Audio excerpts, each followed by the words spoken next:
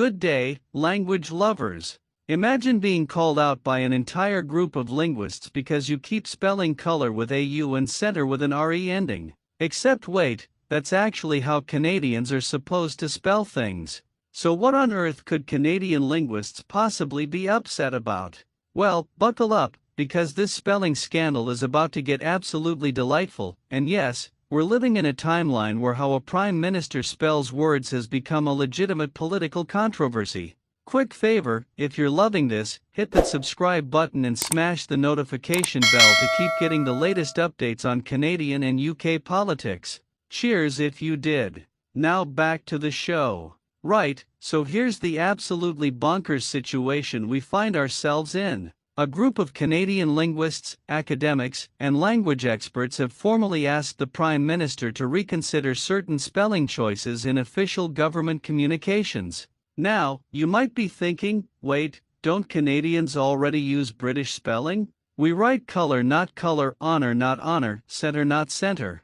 That's literally what makes Canadian English distinctly not American. So what's the problem? Well, here's where it gets properly interesting. The linguists aren't complaining about standard Canadian spelling. They're concerned about specific instances where British spelling conventions are being used in contexts where Canadian spelling has actually evolved to be slightly different. Let me paint you a picture of how utterly Canadian this controversy is. We're talking about a nation that spent its entire existence caught between British tradition and American influence, trying to forge its own identity whilst keeping everyone happy. Our spelling system is basically a diplomatic compromise that became permanent. We took the British OU in color and honor, we kept re-endings in theater and center, but we also adopted some American conventions when they made more sense.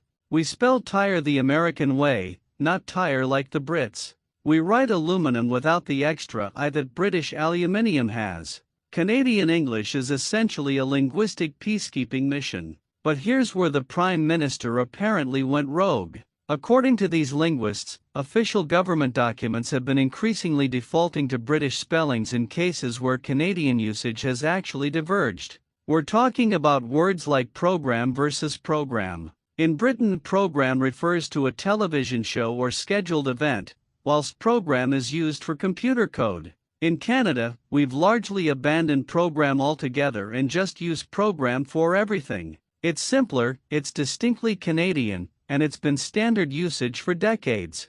But apparently, some government communications have been reverting to program, and the linguists are not having it. Now, before you think this is just pedantic academics being fussy, there's actually a fascinating principle at stake here. Language is identity. The way Canadians spell, speak, and write is part of what makes us Canadian. When government communications start adopting spelling that Canadians don't actually use in daily life, it creates this weird disconnect. It's like the government is LARPing is more British than actual modern Canadians are.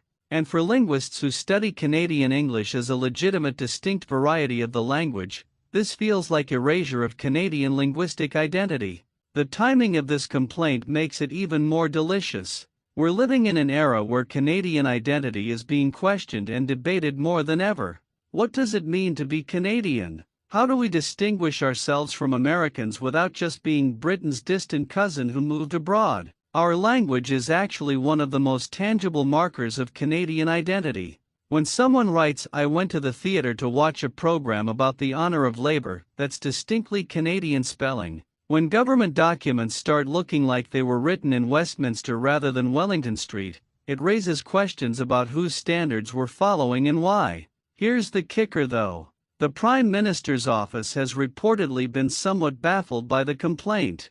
Their response has essentially been, "We're using correct spelling, what's the problem?" Which just shows they've completely missed the point. Yes, British spelling is correct in the sense that it's proper English. But Canadian spelling is also correct, and more importantly, it's ours. It's like if you asked for a Canadian coffee and someone gave you English breakfast tea.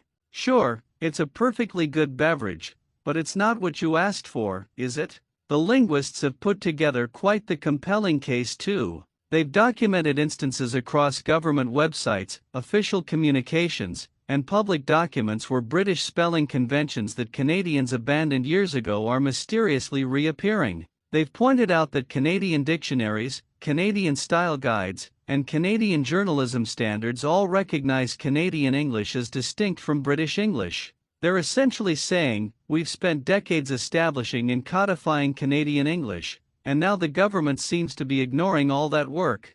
What makes this even more amusing is imagining the Prime Minister's reaction to being corrected on spelling by professional linguists.